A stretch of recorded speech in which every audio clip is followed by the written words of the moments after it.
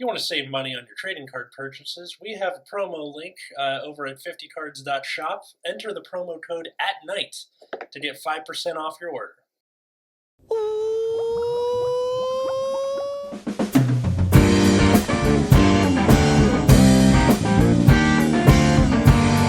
Hey everybody, welcome to Nexus at Night, your weekly Vanguard podcast. You know, when Leonidas had the Persians come on his doorstep and demand his weapons, he said, "Come and take them."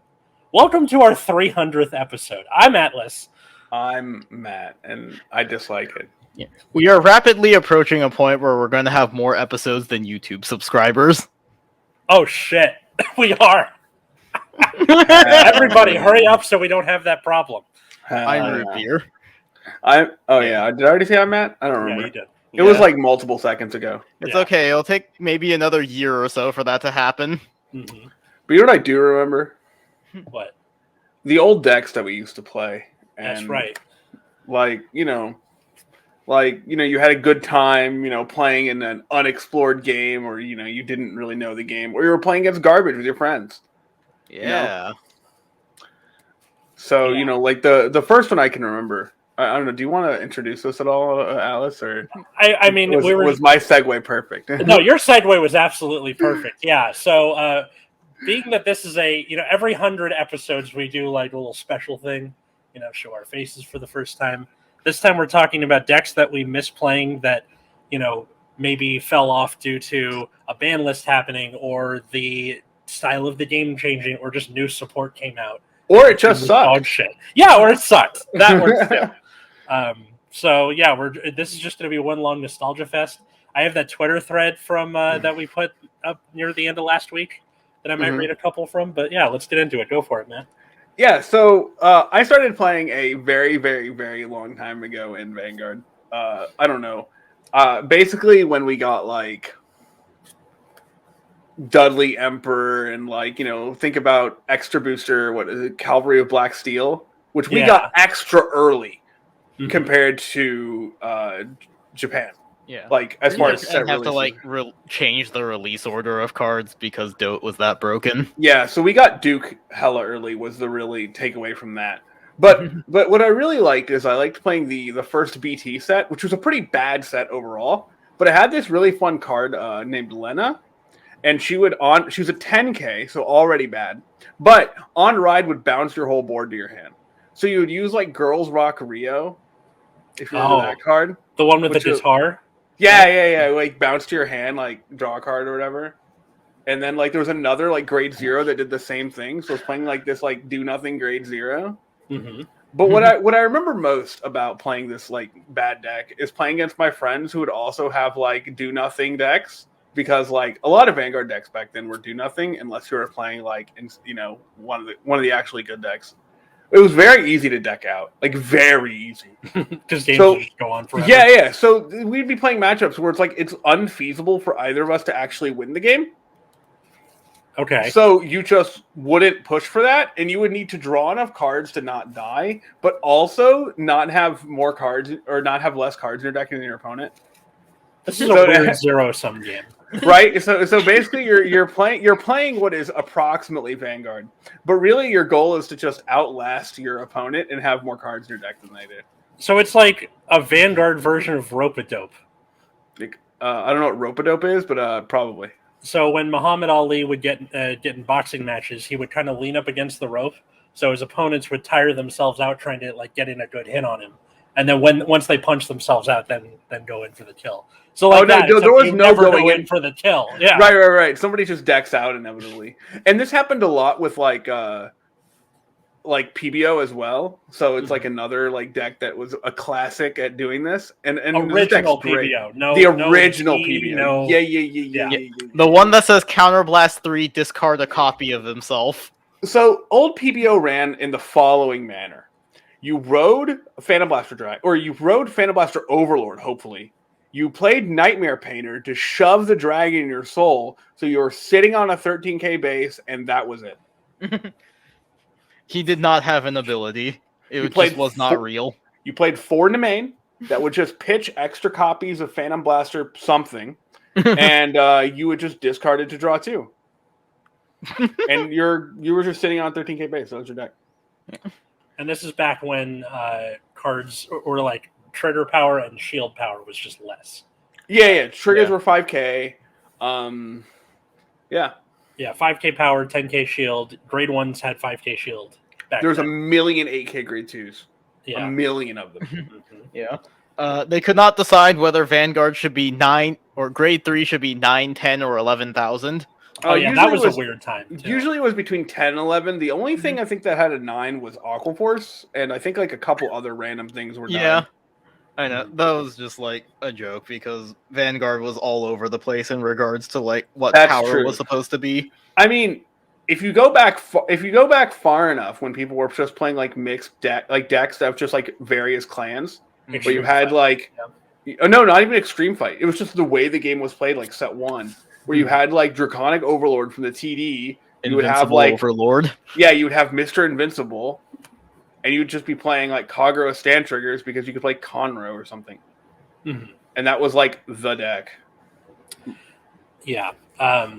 It's okay. Like Matt and I are both Vanguard boomers, so this is hard to just explain to you how slow the game was. Yeah. I mean, when we were in UCR, we had like a retro throwback where we played like Limit Break, original Limit Break. That's true.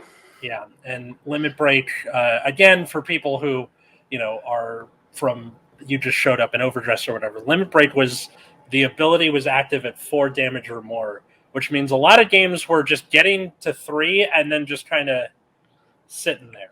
Especially, or at least like getting enough resources to like not die. Except when Break Rides came out, it became like a lot harder to not die. Yeah. So But speaking of like original Limit Break era, Atlas. Okay, so this is literally the set before Break Ride, BT09. One of my decks that I love to play was Metatron, which had a superior ride where if you had a certain grade 2 on Van, your starter, which had the superior ride ability, and a grade 1, you could shove the 0 and the 1 into Soul and then ride Metatron from deck.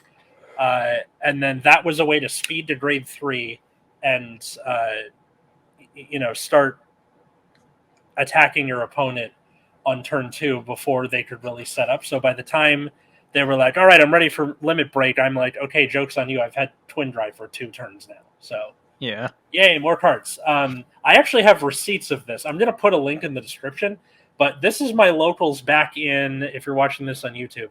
So July 25th, 2013, I'm on the right there with the Avatar One Piece playmat. Atlas used this One Piece mat for like 4 years. That's true. It lasted a long time until it started peeling. But yeah, it was just... The funny thing about this game was this is back when Angel Feather had a heal trigger that could recycle itself. So after it boosted, it went back to deck. Yeah, because we didn't... They did not codify Forerunners for the longest time, so you would either use like a stand trigger or like a heal because you just did not have anything else. And they would just have the ability to go back in the deck so that you didn't just lose a trigger out the bet. Yeah, and unless you not everyone had access to things like Conroe, so yeah, they had only a couple of clans got them, including Angel Feather. So in this game, I miracle healed against Gabe like 4 times, and he was pissed. I bet. Also, my voice is significantly higher because it's about a decade ago. So enjoy that. That'll be in the description / show notes. Yeah, Metatron was a fun deck because it was like that. Like Angel Feather was building your board from your damage zone, so it was like, all right, put 2 garbage things that you drew into damage zone, get 2 things you want onto your board, and then swing. So fun time. Died because Break Ride was too fast for it. It'd be like that. It do be like that. I guess I never explained why the old like do nothing decks died. Well, because they made decks that did stuff. Yeah. It's weird how that works out. Yeah. It turns out cards with text on them are kind of good. Mm-hmm. Yeah, but it was just a funny time when it was just kind of like you were just kind of like managing, sort of. Yeah. And like if you look at like decks like Duke, if that deck missed its ride line, it just died. Yeah. God, remember? Yeah, remember old school ride chains before we had like a ride deck? They existed. They tried so many times to make ride chains like worthwhile, Mhm. and it was like the only one that was Tsukiyomi because missing doesn't matter. Yeah. That's true. And also, like, part of the ride chain was searching for the fit, right? But I think Yeah. they thought that they thought that one was too strong, so they kept changing it and be like, well, we need to make a weaker one. But like then they were just like way too bad. Yeah, that But I think was it a was- bit of a pain. But I think the Tsukiyomi one, the way it was structured, was only good because of OTT. Yeah. Just like If- OTT being OTT. It's like Galahad because- sucked. Yeah. Because you're like stacking the deck, and then you just put crits on Silent Tom, and what are they gonna do about it? Silent Tom is quite a card. Yeah. That led. Single-handedly carried the clan until like GBT 12. You know, think it'd be so. like that. And I just love that he looked like Walter White, like so perfectly. The first art did, not the one where it's like the bandages or whatever. Yeah. But Root Beer, Just Stalin, technically- your turn. I mean, Bandage Tom was the official one that showed up in the anime. True. Yeah, I but think it's the cooler looking one. I think the Walter White Tom's cooler, but that's just me. Yeah, so we're jumping way the fuck ahead because I did not start the game until halfway through G era. So like, Huh. I think GBT 07 just came out. Okay. So, one of the first things I played was OTT Magus, but I'm not going to talk about that. Instead, what I'm going to talk about was like G-era prisms, because I remember going on Bushiroad's website and looking at like tournament results, because that is basically the only way to see Vanguard results ever. And one of the topping deck lists was for prisms, so I'm just like, all right, I guess I'm doing this now. So, this was when Sunshine Vert either just came out or were like very close to it. So that was a stride that said like limit break. You could discard 3 and then return her to the G zone, write a card from your hand. And so it's meant to synergize with the original version of Vert, which was a break ride. So Yes. like when you break road on top of it, you could like return things to your hand, I think. Mm-hmm. I believe it was Yeah. like bounce your field, right? Isn't it just Mhm. and then Draw. When you break right onto it, draw a card, choose 2 rear guards, return them to your hand, and give your Vanguard 10k, which all of them did. Okay. So yeah, because prisms were a legacy archetype that came out during, or were being supported during Stride era, where everything had GB. All of the old prism cards that were being like retrained for this G booster set didn't have GB restrictions on them, so you could just play the game faster than your opponent. I remember distinctly playing against you guys and having Princess Celtic, the one that's like on hit, I can return something to my hand, and if I return, I can draw a card. So I would just like call anything, attack you, and then you had to actually guard my Vanguard. Otherwise, I just get free advantage. God, that was so annoying. I remember Yeah. that.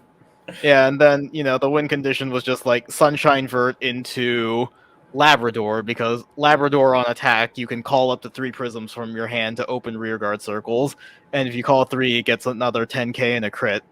So, you attack with Sunshine Vert, which is the default 26, then you attack with Labrador, which is, after the break riding, 31 with a crit, and then you also have 2 extra rearguard attacks. Pretty good. Yeah, so that was fun. Also, just having Spica around meant you could chain your cards together, and if you got your combo right, you could chain call and make an endless conga line of assholes, and that's always fun. You played Speak Up forever. That's true. Spica was the only good card Bermuda had for the longest time. That's pretty true. I know. I'm actually kind of surprised you're not doing Vita Premium Bermuda with me, but Yeah, because I don't play Bermuda right now. We still don't have a Vieira Spica. that's true. Luckily, a certain Yes. citrus YouTuber is going to help me out with that. So we're Could be covered. anyone. Yeah, I know. could be anyone. Yeah, I'll probably bring up Bermuda more later, but for now, that's the first one. Uh-huh. And then the deck died out because later Prism support was really bad, and it took them a while to figure out what to actually do with it. And then Harmony was better by the end of G era because Andre was ridiculous. Oh yeah, that was a fun time. The end of G was so catastrophic feeling. Where they just it's really funny because I was like looking at like late G results. I think the last official tournament was like Springfest 2018, and the meta is like weirdly diverse in the sense that like there's a lot of things, but all of the decks kind of do the same thing. Dominate was everywhere. I saw a lot of ZTBs. I saw a lot of Nova Grappler. Actually, not that much Luard. I saw a lot of Dark Irregulars, which is where that comment of, man, DIs just have like 3 different strides that do the same thing. Yeah. DI, like GBT 14, the Zoo booster, the Stargate booster, and the Bermuda booster all came out like just one after the other. Yeah. And it was so bombastic, and like you could tell they were just like, all right, wrap it up, let's go, we're going into V, come on. And then V was a mistake. Yeah. Which honestly I feel like we should have just a codified video for this. I thought we already did that. We've done you said it like 80,000 times, but like I'm technically in the process of making that video. Yeah, that's true. Fair enough. Yeah. Huzzah! If you want to hear more behind the scenes, patreon.com/Nexus at night. Matt, your turn. All right. So the next deck I want to talk about was we're going to go back to Limit Break era because that was a really long era. At least it felt like for me. Yeah. Well, that's because Limit Break had like 2 different forms. You had like original Limit Break when everything still costed 2 or 3 counterblast, and then the Break Rides. Yep. So Break Rides changed quite a bit. It made the game. A lot of people are not huge fans of Break Rides, even looking back on it. But there was one deck that particularly stood out to me in Limit Break era, and like I played a lot of Eradicators in Limit Break era, but that's not the deck that stood out to me as far as like a really fun one. It was actually Great Nature in BT13 with Leopold Reverse. You stealing my thunder? Yeah, that's exactly what I'm doing. All right. So I played a lot of this deck. I really, really like this deck. It was Leopold Reverse is one of my favorite cards, and it's a funny story about Leopold Reverse. So the first time I read it, I thought it was a once per turn, just because you read it. Like every other reverse unit was a once per turn. That's true, right? And then you read Leopold Reverse, you're like, hold on. So you can just activate this thing. So it has like lock or rear guard, give 2 things 4K, and if they die, call them back. So what you do is you'd play the Break Ride Chat Noir, the original one, which I think is was played for a long time actually, for reasons unknown. Because the Fighters Collection support or whatever. I think so. Yeah. So Chat Noir made a comeback in G where they had like Cath Palud, the Stride. So you would just do that, and then the Break Ride's effect is when you rode on top of it, Vanguard gets 10k, and then your rear guards get the ability that when they attack, you give something, either itself or something else, 4k, and then at the end of the turn, draw and retire. So you all right, stack it all in one thing. It dies, I draw 3, or whatever. Yeah, so what you'd end up doing is you'd go like Leopold Reverse, lock my whole back row basically, and you're going to go attack with a rear guard, and it was like a Lamp Camel or something, it doesn't matter. Because that deck didn't counterblast at all. So Lamp Camel was free cards, basically. Unhit, counterblast 2, draw 1. Yeah, attack with another rear guard, and then you would attack with your Vanguard, and you played like 12 stands in the deck. Because screw it. Yeah, and you just hit stand triggers and go off. It was... explain what a stand trigger is for the boomers. No. Well, no, the boomers know it's for the new people. It's, I think, for the zoomers, sorry. Yeah. I think it kind of explains itself, actually. Yes. But what ends up happening is like you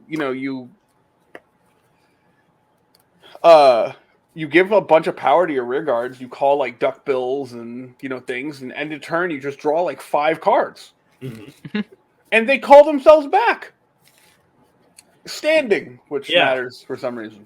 The funniest part was like Leopold would be minuscule and your rear guards would be huge. Oh yeah, it was very common to be like 23 Binoculars Tiger, give 4K to Compass Lion, and you're like 31 Compass Lion, 11 Vanguard.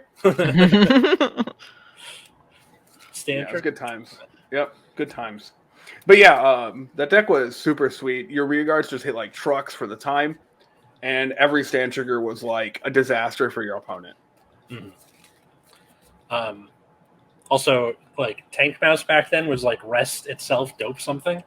Like, Yeah, rest so tank you mouse, lock it. yeah rest it, give something 4K, lock tank mouse, give 2 more boost dopes, and then you also I think you played tank mouse, duckbill. I don't remember what other grade. I guess you played PGs. There's another grade 1, but I don't remember what it would have been. Yeah, Mike Sabro didn't come until like way later. Yeah, it was. I couldn't imagine what the other grade 1 was. It's been such a long time. But I remember the grade 2s because they were all really important. There were things like Binoculus Tiger, things like Compass Lion, things like Lamp Camel.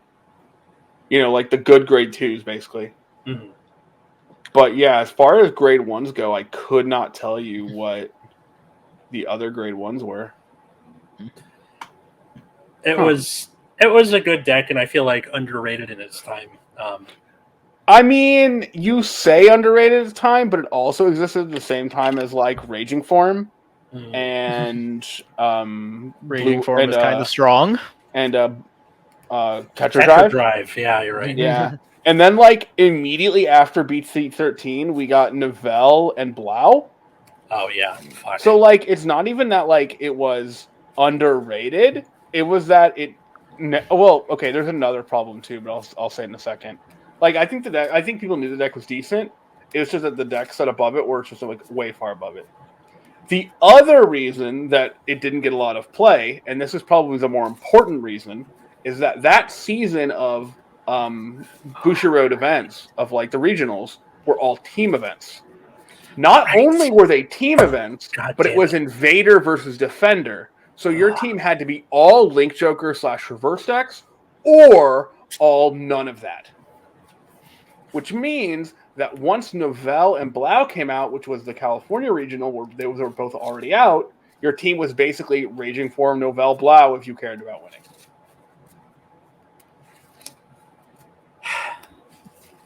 God, that was such a shit time to be playing. Yeah, like there was just no reason to play Invader decks. Like there's no reason to play Link Joker or any reverse decks if you could be playing like the insanely powerful other decks in the format. Yes. And then somehow, like the worlds for that particular year was Dragonic Overlord the end. It always is. It always is. Not a limit break.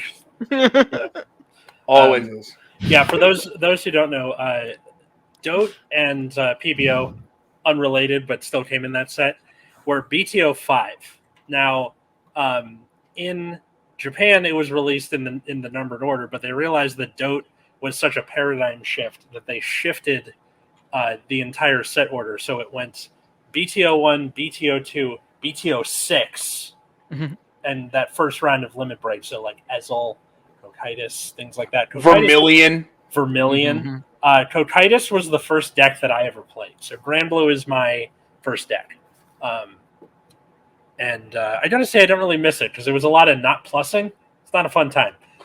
But yeah, so that's why they did that. And then you had like Cavalry of Black Steel. And then after a while, they were like, all right, fine. You can have your freaking Dote thing after everything catches up to it.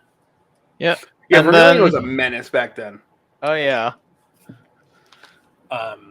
It's also how I discovered Great Nature because we got BTO 6 and then BTO 3, BTO 7, 4, 5. So BTO 7 is where Great Nature was introduced, and like I had a shit ton of Leopolds and Binoculus Tigers in my trade binder because I was playing Pale Moon at the time and trying to pull Lukiers, and was house sitting for somebody and was like, okay, what's the deal with these? Because I have so many of them. And then I fell in love. Cue love song. But I guess skipping ahead a long time. So this is GBTO 9 of G era. The Luard TD dropped. Kazuma gets introduced into the anime. Drag Driver Luard and the worst set in G of the main G sets got released in GBT09. True. So around that time, again, I have receipts for this. So this is on the Nexus Core YouTube channel. I will again link to it, this deck profile. I called it Ghetto Luard, but Richard thought putting Ghetto in the thumbnail would have been bad taste. So that's why it says kind of budget. But yeah, the idea was you used like a bunch of common and rare and like just lower rarity cards to make a Luard deck because it was so... The effect was so good, it just kind of covered your bases. I think the only like expensive card that I really put in the deck was Ezras, which was the PG that could like kill something and then recycle itself. I think that card was, everyone pretty much agreed, was not actually like arguable. Yeah, like that card was just so broken. It was for the time, and then like Abyssal Owl, the Searcher for Lord, and your countercharge engine was a rare. So, and Shadow Paladin, like Phantom Blaster Overlord, or not Overlord, Diablo, Phantom Blaster Diablo was like still kind of a big finisher, and that was so easy to get your hands on. Yep, true. The reason I quit playing it was because of the release of Belial Owl in GBT10, which was a rare crit trigger that just made the deck so much better. It was a double R, yeah. It was a double R, and I was just like, this isn't worth upgrading, because my point was to be like, I'm making this like commoned out on purpose. The main things that like kept that working were I forgot the name of it was like a Raven, where like on play it becomes an 11k. That's a great one. So you can hit Vanguard on its own. And Knight of Braun Grozny, which was a grade 2 that when you called grade 1 or less from on rear, he gets 3k, so he would just get really big really fast. And then stand triggers. What's funny about Grozny is that card would make a return into Luard later in G era. Really? Not because of me, because of other people. No, because of other people. Yeah. Which is quite funny. It was never something that I took to a regional or anything, but it was really fun at the time because you would play it constantly. Yeah, it was a challenge to my deck building skills. Yeah. And then he was like, I don't want to spend $20 each on Billy Owls, and he was like, I'm out of here. Yeah. So that's why I stopped. You know what? Yeah. Fair enough. Yeah. Luard became an actual deck. Yes. True. Because when the TD first came out, people were like, well, this is good, but this is like whatever. Right? Yeah.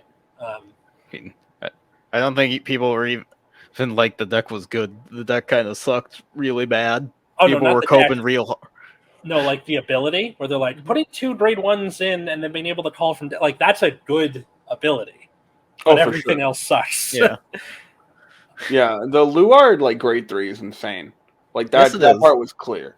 And Ezras was clearly nuts. And then but the other thing too is like Plotmaker for the time was quite strong. Oh, that like, was obviously yeah. Well, Plotmaker wasn't that expensive on first release. I don't think so. No. It went up mostly later.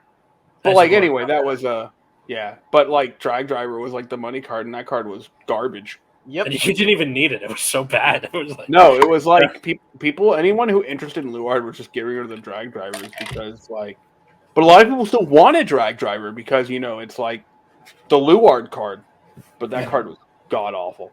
It was propagandized by the anime. Kazuma would go into it literally every game he played up until I think Drag Strider got released in GBT 12. So you had like just 3 sets of him being like Drag Driver, Luard, and then proceed to either lose or like eke out the win. Yeah, it's a useless card. Yeah, I do miss Ghetto Luard from time to time, but it's not something that I'll ever be able to like recapture the glory days of. True, because like they don't make them like that anymore. They don't make them like that anymore. The fact that the original Luard, like the TD Luard, is still used in Luard decks today in Premium is evidence of how good the skill is on its own. Yep. So people do that, or do they just use Dragfall? There are 3 versions of the deck. There's regular Luard, Dragfall Luard, and then the V. V. Yeah. So I'm sure I don't know. when we get I don't to- know which one's the best. I could not tell you. But I think people are kind of not on Luard right now. I think people are more interested in the raging shenanigans. Yeah. I think so. Or at least that's true. That might be true in V. I'm not actually sure. No, you're right. Because like Right. I was looking for a certain card on like the North America and Card Fight District and all that stuff today, and like I found 5 different I'm selling my Luard deck for premium. It's Yeah. It's- for whatever reason. It'd be like that sometimes. Yeah, I mean, I don't think Luard's doing any. I haven't seen Shadows in general doing anything in premium for a while now. I'm not sure why they have like a good G-Guard stable and good strides. Who knows? Your turn again. Yeah, Me? so No, me. Yeah. So I think the next one in line would be like Blue Waves before Valeos came out. I liked So- Valdez. See, I did not. I was always on Tuxedo Dragon. Okay. So this was back in the day when your stride boss was Anger Boil. Oh, Anger Boil. Yeah. Hell The card that yeah. like only works when you stride Tetra Boil back when that was a thing. So yeah, I would be playing like Anger Boil and Tetra Drive. I would have things like Foivos and Tidal Assault. OG Tidal Assault. Man, I missed that card. Still And playable. Yeah. And so, like with Prisms, the great thing about this is because Tetra Drive was a limit break card, all of his support did not have GB on it. So I would just have like Tidal Assault and Foivos, and I would just be grade 2 gaming you guys. I remember Foivos. I hate that guy. God. Look how they massacred my boy in V era. Yeah, that was tragic. Because they had to make it support for Revon for whatever Yeah. reason. Yeah, that was random. Rest in peace, Foivos. Mm-hmm. Good run. So yeah, that deck was fun just because like the starter let you draw a bunch of cards whenever what was it, like Dagger Master, so I think you could like put it into Soul. I remember that idiot. Isn't Yeah, it when- Bubble Edged where it's like when something attacks 4th time or more, draw one? Or am I thinking of something else? You might be thinking but like this one was designed for Tetra, so it was like GB1, put it into Soul. Choose one of your Blue Wave Vanguard. Wave 2 or more when it attacks, draw a card, and then Wave 5 or more when it attacks, it gets a crit. Okay. Yeah. So it was designed for exactly Tetra and would make it a little bit more dangerous. I remember this card. It was so annoying. Yeah. So it was just really fun being able to like early game people and not have to worry about GB. It was especially great when what was it called? Seven Seas was a thing because I did not have to care about that because I could just ride my actual like Tetra Drive. And I think there were a few games where like you just pushed me to 4 damage early enough that I was able to Tetra Drive you guys at turn 3.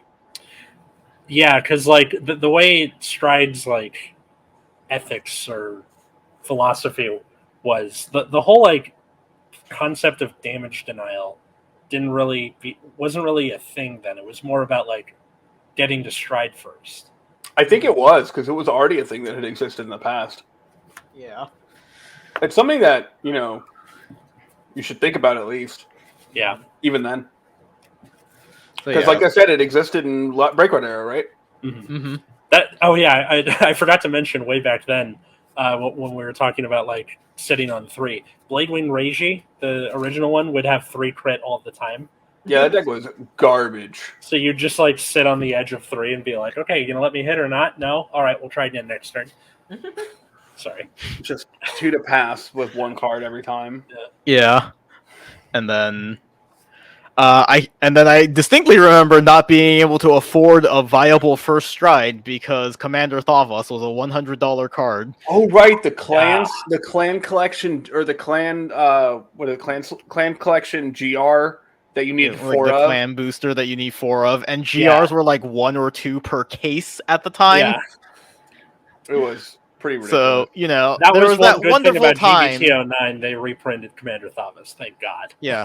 Well, they reprinted a bunch of things in 9, but like, when was it that they increased the ratio of GRs? Because I remember, like, for a very long time, like everything in Vanguard was like $20. It was GBT when they started G Guardians, I think. Okay, so yeah, that was when they GBT increased the 06, I think? ratios, and it was like before that you would just have these like mandatory 4 of GRs that all cost like $100. Yep. And then early in G era, they were like, you have to flip a copy of this card to do with, so it was either 2 or 4 or go to hell. Which was a nightmare for GRs because, you needed 2 of them. Mm-hmm. Looking at you next stage. Yep. God. But yeah, even like the triple R strides were all like $20, $30. Like Conquest or a Geyser. And what's funny is some of them just sucked. But they were Yeah. $30 because, you need it. Oh, and every Perfect Guard was $20 because that's when the Perfect Guards countercharged. Oh, yeah. I do like the countercharging Perfect Guards, to be honest. Yeah, those were cool. I liked later G era Perfect Guards where they started doing like cool keyword skills and stuff. Yeah, but the countercharge... The only problem with the countercharge G-Guards is that they could only defend Vanguard. That's true. Which we will talk about later. Yes. All right. Anything else on... Nope. Nope. I just want to go on record as saying I like Valios, but whatever. Fair enough. Valios is the worst grade 3. and that deck died because Valios came out. Yeah, pretty much. All right, so the next deck I have on my list here is Legion Spikes. So I was playing Spikes for a long time, even well before Legion era. I basically owned Dudley Emperor. I bought into Bat and Dragger in BT10, and I was basically, these cards are all dirt cheap, so it was always kind of easy to play Spikes because the cards were worth nothing. Mm-hmm. I think there was random cards that were like $2, but who cares, right? Mm-hmm. So, I was like break riding Dudley Emperor on Bata and Dragger, and that was it, right? That was all you were doing for a long time. Until Legion era, where they released Bloody Ogle and its Legion mate, Frozen Ogle, which basically created what the modern Spikes today. Where you're just like chaining together 1 billion attacks all for way too much power, and your opponent just dies. It's very all in, which the old Spikes was too, but not in an effective way. But this is like all in and effective.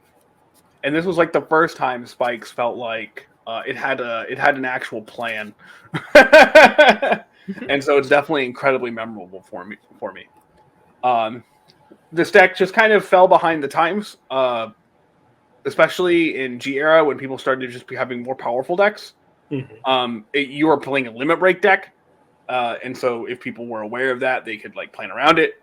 But you could steal games with Spikes even in early G era just by people not knowing your deck, which was very common. Mm-hmm. People just didn't know what Spikes did, and the break right turn would still slay people. Yeah.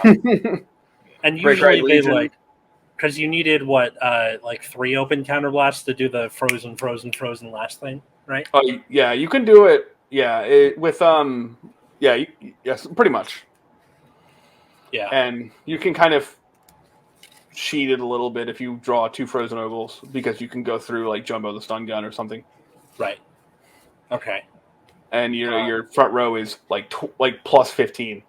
Mm-hmm. So. Yeah, and then what was the other thing I was thinking of? Oh yeah, the story of our friend Jared. Yeah. So yes. Oh, so the one is that well before we get so you can tell that story again. Okay, so it's not the appendix one. This is a different one. Oh, it's a different one. No, it wasn't. No. You're talking about the one where you taught him how to play Spikes in a diner. In a diner, and then he beat some some Phantom Blaster player or some Blaster Dark player, Diablo player. Yeah, he was not happy. Yeah, get owned.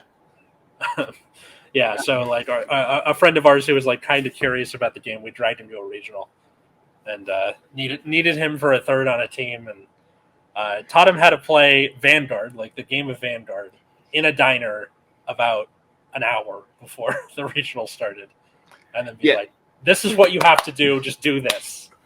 I think back then Spikes was pretty easy to play because you were just kind of doing the thing.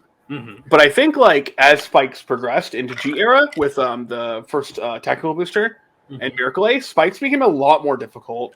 Your lines of play became very, very varied as far as like being able to call from deck. So every card became like quite a bit more valuable. And like I don't want to discount things like Miracle Ace because without Miracle Ace, I wouldn't have found like Living Proof Channel. I wouldn't have like even made that connection because I was kind of looking to decide which should I keep playing the Break Ride Legion or should I move to Miracle Ace, and that was kind of like a question I had for myself at that time. And that's kind of. But so I did really like Miracle Ace, but Miracle Ace is actually much more akin to how Spikes plays now. Like I don't really feel like I've abandoned Miracle Ace playing Spikes now. It's just better. So it's not the card. Like you've kept the philosophy, just not the card. Right. Yeah. And so the reason I pick Legion Spikes is because that's the deck that's the first time that Spikes had a true identity. Had its own identity of like an all-in, kill your opponent. Using all your resources in one turn. And I think that's it's pretty important, at least for that clan. A clan that was kind of abandoned prior. You didn't have any like major characters in the anime running it. It was always like it was a jobber character every time. Yeah. It's fucking like Kyo for the longest time. Yeah, Kyo too, or he's like on a fucking mountain. And then he shows up. Oh, dressed as a Yeti. I'm the abominable snowman. You came to fight me. Yeah. And then he switched to Mega Colony for like a season. Yeah. True. Because he had to beat Leon or whatever. Which was like the worst way to do it too. Like whatever. Gotta do what you gotta do. So this last one, for me anyway, is again in late G era. I think like one of the pinnacles of Vanguard, like as a game, was between like GBT 10 to about GBT 13, which is no coincidence that it was called Ultimate Stride.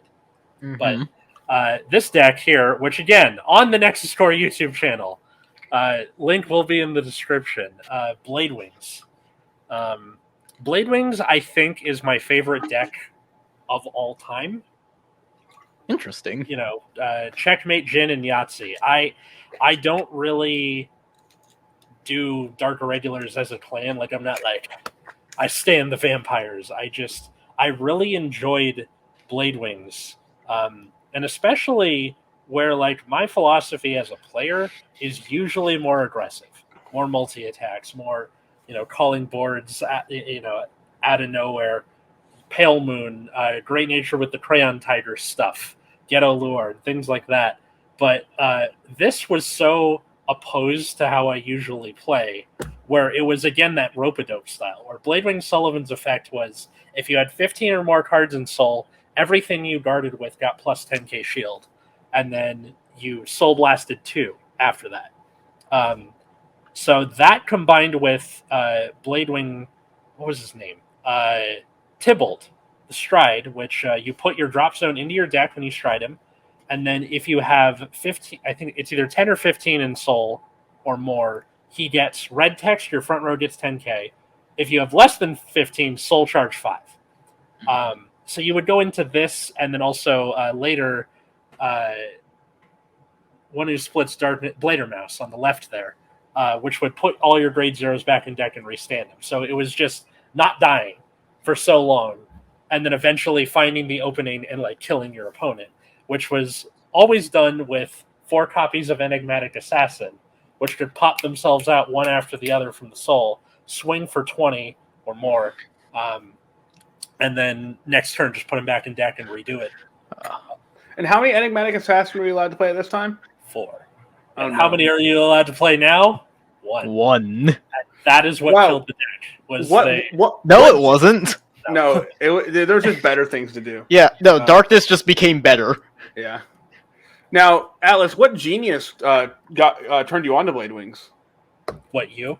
No, I saw it doing stuff in Japan, and I was like, Atlas, you need to see this. Yeah. And Atlas was like, whoa, what the hell? And then like I showed him Where Tiger Jaeger. He's like, the hell is this? Yeah. That was another thing that was so good in the deck, which was this card that's like when it gets put into Soul, you counterblast and draw one. So because you would Soul Charge a bunch, you're like, all right, I Soul Charge 2, draw 2. And then a stand trigger, which was like put itself back in deck, Soul Charge. If you have like 10 or more, counter charge, draw one. So you would just monochrome. Monochrome, yeah. Counterblasting is not really a cost in G era Dark Irregulars. No, it was not. It is a joke cost. You also had things like the Succubus of Avarice, which was a PG that could pull itself into hand from Soul. Mm-hmm. So it kind of worked like Ezras, where you were like, well, I need a PG, so I'm going to grab a PG. Was that the era when like people were playing like one PG in Dark Irregulars? I think so. Because you could get away with it because yeah. And like I'm so sad that Darkness overtook it because it again, favorite deck of all time. And like I still, even all these, like, however long ago, 5 years ago, I still have them. Nice. Mm-hmm. So one day maybe the the Sullivan will rise again. Probably Maybe. not. But I just have a soft spot for this deck and for that which was so like opposed to my personality. And also, Matt, it felt like a way for where it just felt like an ultimate symbol of friendship, where you were like, check this shit out, and I was like, awesome. And then we did it. It's true. It's true. That's how it went. It's funny because I think at the same time I was actually building Darkness. Mm-hmm. Oh, that could also be true. Yeah. Yeah. Everyone was just building Dark Irregulars at like one time at some point. Yeah. Because like GBT, what was that, 12 when all that good stuff came? Yeah, because 11. 11. Because like Amelia always played Dark Irregulars. You were building Dark Irregulars, and then Root Beer was building Dark Irregulars. So there were like 3 or 4 people who were Dark Irregulars up there. Mm-hmm. Yep. And also like, so I'll just let the secret slip. I'm building DI again, just because. Sure. I realized that the whole No Life King Barrow Magnus thing is just Pale Moon enough for me to like it. And I was looking at everything. DIs are so cheap, dude.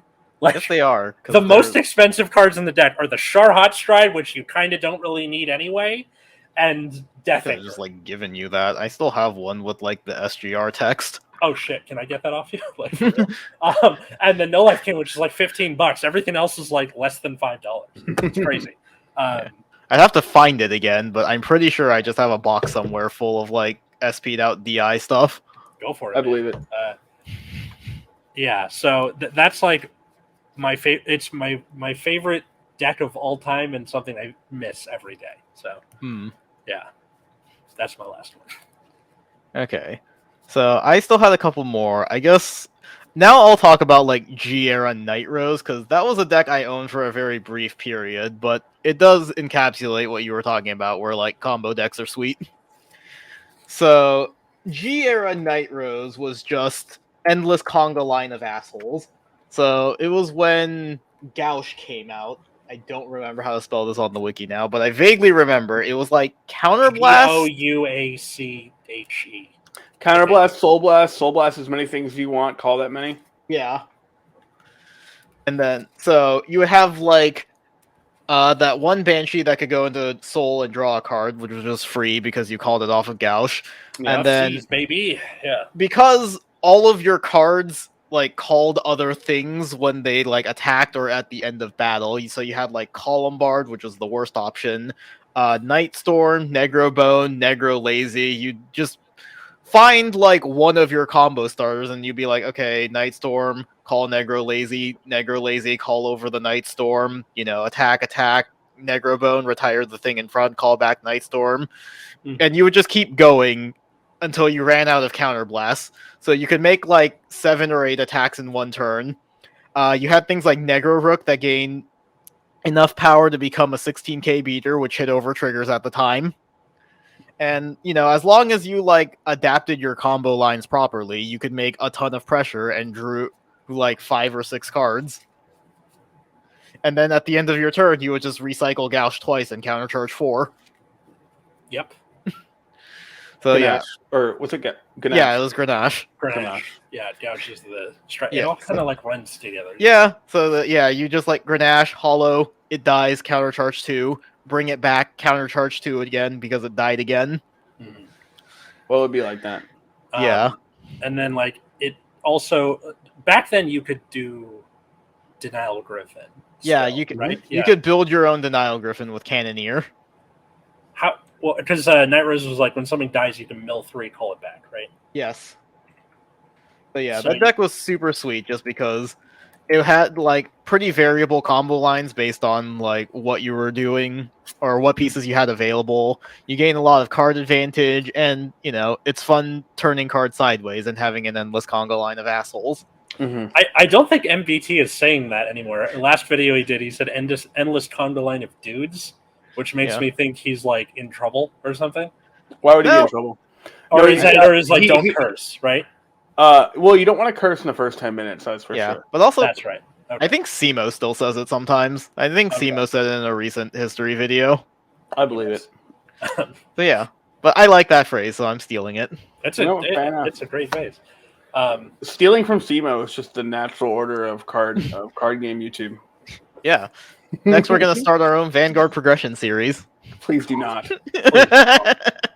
First, they got to make like an online client that doesn't suck, and then Yeah. I think a history style thing would be more interesting than a progression style thing. I'm gonna banish a light in the dark.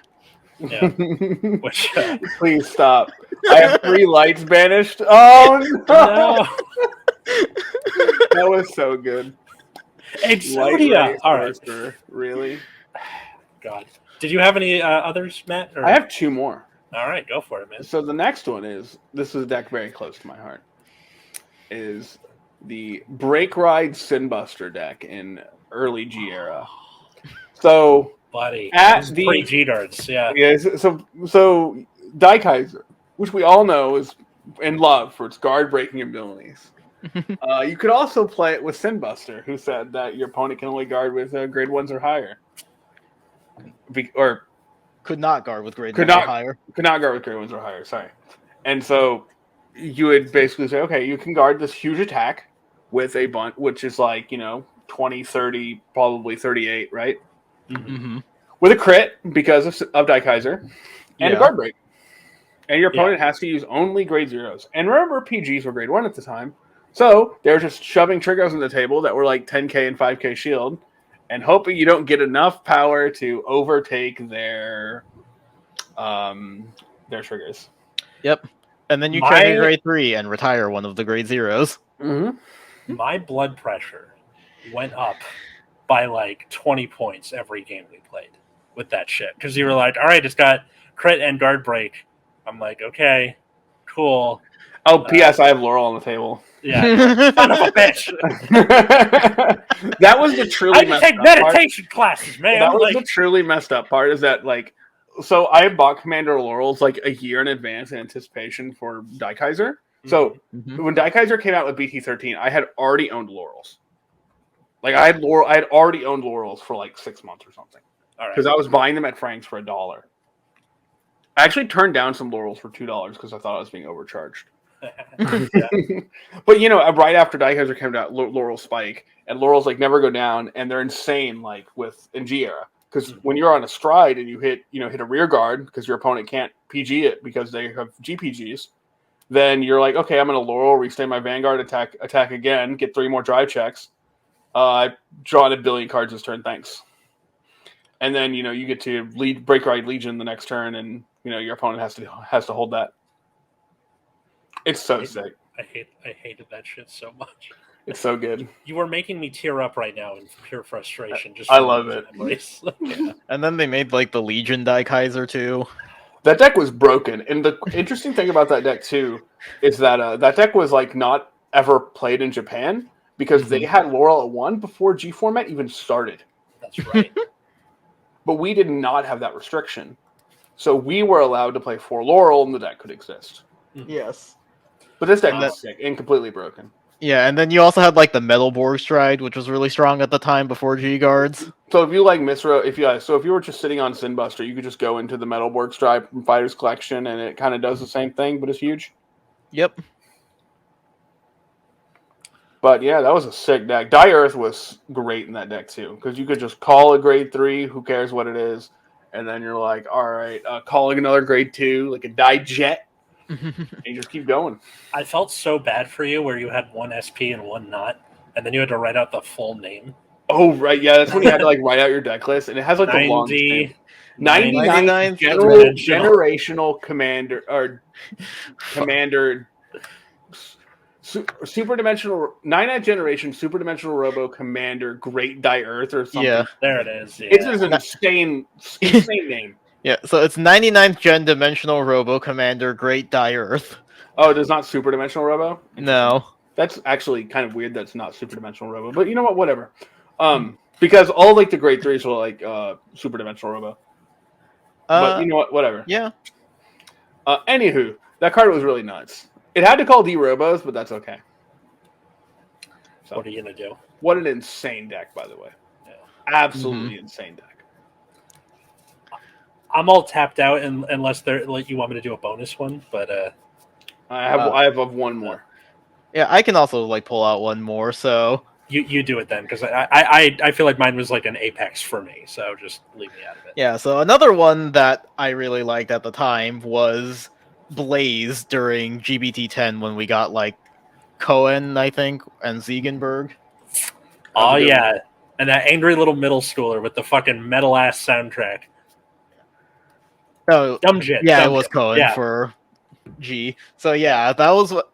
So when like Blaze finally became like a good deck, because I think I already had like base Blade Master at one point, and I was trying to make Blaze a thing, but it was just so bad because your only stride was Titan, which was like retire something and then it gained a crit. So it only ever saw play in Dragonic Overlord because it was something you could do if you did not have Dragonic Overlord for some reason. Understandable. Yeah, but then Cohen came out, and the deck was actually, like, finally good. So I need to go see what Dragonic Blade Master Cohen did again. I remember it was like end phase if they have no rear guards, did a grade 3 from drop back. Yeah. So it was like when you stride, you can retire something and then give something with the Blaze ability 3k. And then at the end of the turn, GB2, if your opponent has no rear guards, you can choose a grade 3 with the Blaze ability from drop zone and put it back in your hand. So you had like infinite stride fodder. Ziegenberg was finally a good stride that could like restand itself and retire things. Mm-hmm. I think you did not have a good first stride though, so you unfortunately did have to like start on Ziegenberg, just like retire something. Yeah, or hope you went first and G guard once, so the Ziegenberg G flip would get you to GB3, one of those two. Yeah, and then of course Ziegenberg's thing is that you could discard numbers equal to your opponent's rear guard, so if you could get their board empty, it was just like a counterblast 1 restand. Mm-hmm. So that was like super fun. The reason I never really kept up with it was, one, Kagero became Dragonic Overlord the clan again, but also back when I was trying to like get this deck in paper, like it got lost in the mail, and I had to spend like several months arguing back and forth with the guy who originally sold it to me until I finally just got a refund from PayPal. So it was such a pain in the ass dealing with it. And by the time I got my money back, like the deck was no longer relevant anymore. That's so frustrating. I'm sorry. So I just like never got to really play with the Blaze deck. I played it a lot on Area and it was fun, but I never got to have it in paper. Kagero's big problem, like just in general, is just rear guards that don't do anything.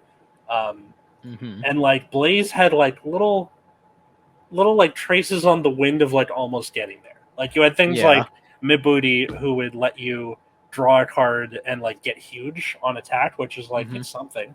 And then like Shakur, which would kill something and like be 11k, so it hit Vanguard on its own. Like it was just like they were starting to get there, and then they abandoned it again for because Overlord. He was like the first one to disappear, and then they like released like the Purge and whatever the Grade 3 Overlord was. I don't feel like remembering all of the ridiculous names this fucker has had.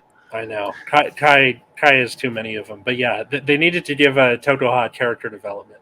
Which, by the way, because I just finished watching G, that whole fight is hilarious because Dumjid is at like the end of his rope from just like going so insane with being frustrated with humans, where it's like, you're all terrible, fuck you, I hope the world ends, burn everything to the ground. And then Totoha's like, I know we suck, I know we're terrible, or she's just kind of letting it roll off her back and then like kills him with Velhamina. It's hilarious.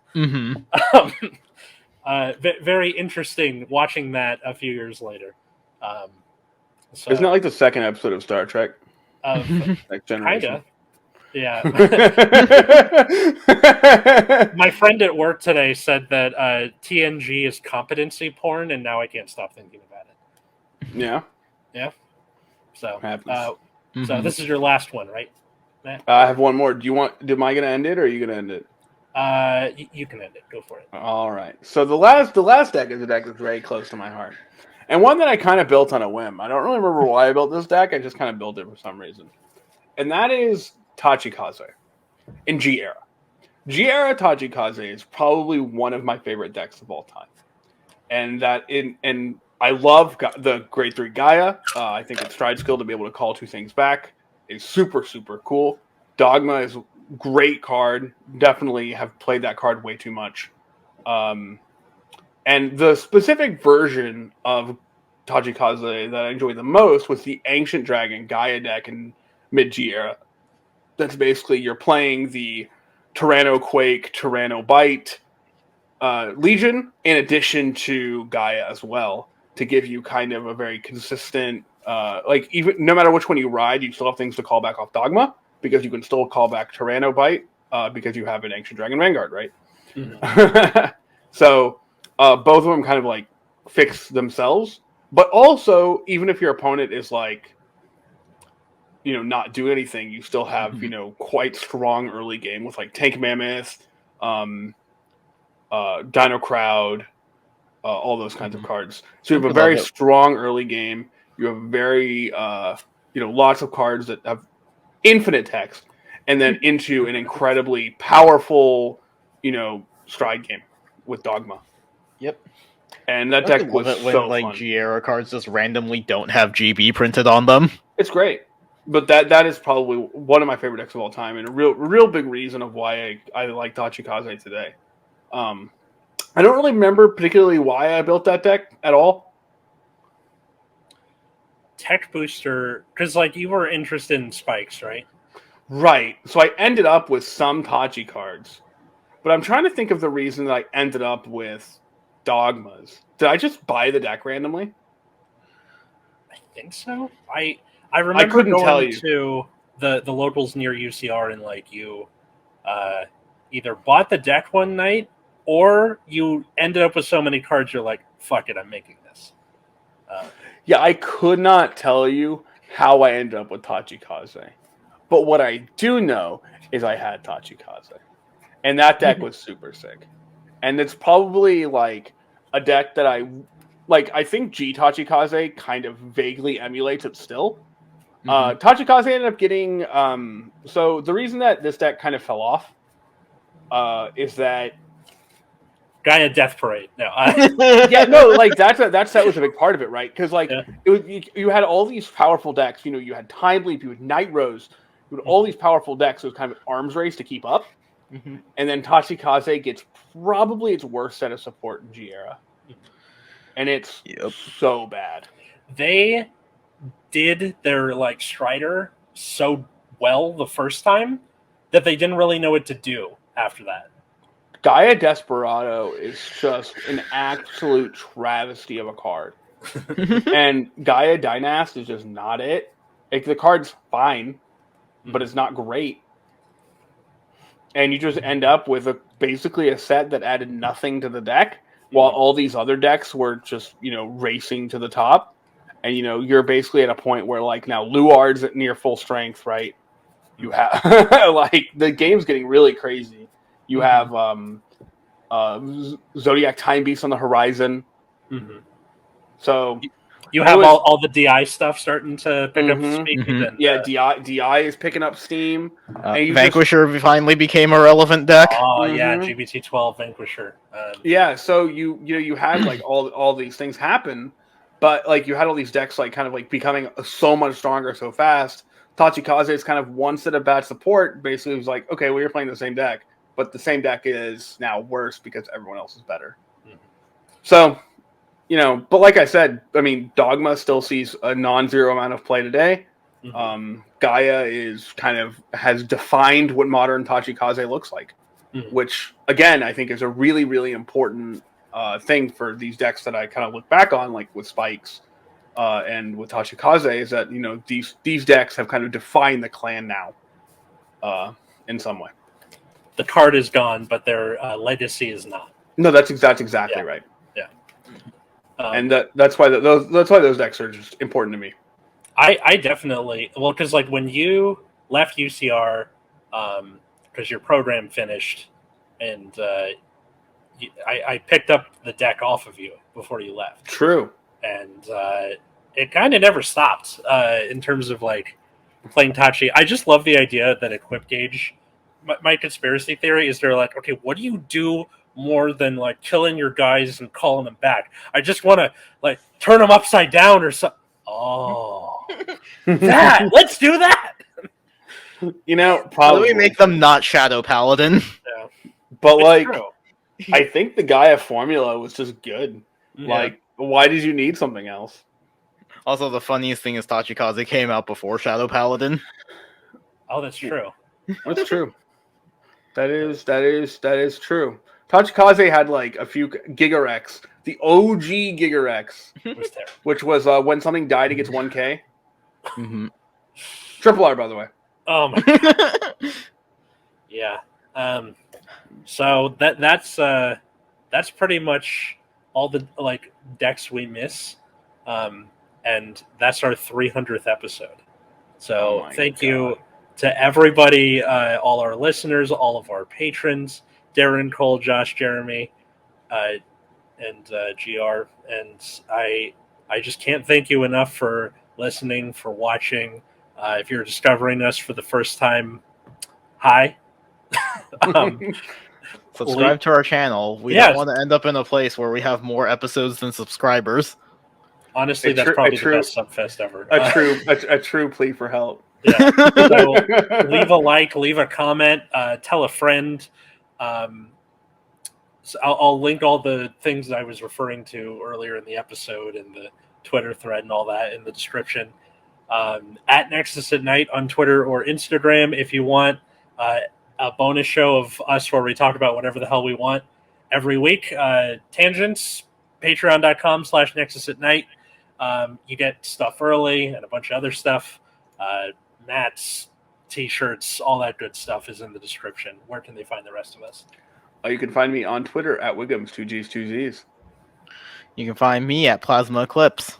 Find me at Atlas Novak, Twitter and Instagram, or follow my other podcast at Generation Dan on Twitter or Generation_Dan on Instagram. This week's episode is with gay comic Paul Roque, who opens for Orchid Cameron, who we had on the show a few weeks ago. So thanks everybody for watching and listening. We'll see you next time. And until then, I was Atlas. You should play Spikes. I'm Root Beer. Please let Bermuda like combo off again with like bouncing shit. No. I'm so upset. Have a good night, everybody.